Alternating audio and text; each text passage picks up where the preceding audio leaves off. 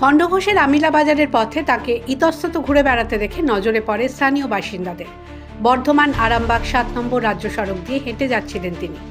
বৃষ্টি শুরু হলে আশ্রয় নেন খণ্ডঘোষ ব্লকের আমিলা বাজারের বিশ্রামাগারে। স্থানীয় মানুষজন এগিয়ে আসেন, বুঝতে পারেন অসংলগ্ন কথা বলছেন ওই মহিলা। এটা খুব ইম্পর্টেন্ট এবং ভাইটাল এবং কারোর জীবন মরণ সমস্যা। কত?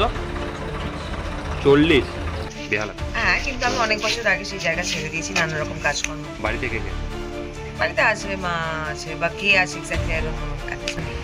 মাটির টানে মানুষকে এক্সপ্লোর হতে হয়, সেই জন্য ট্রাভেল করতে হয়। অ্যান্ড ফ্রি বার্ড, আর we all are free birds, right?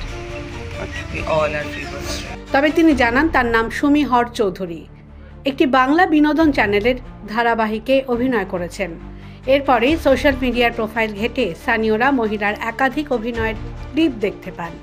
তারপরেই পুলিশে খবর দেন তারা। খণ্ডঘোষ থানার পুলিশ ঘটনাস্থলে পৌঁছয় ওই মহিলাকে উদ্ধার করে থানায় নিয়ে যাওয়া হয়। The world bureau.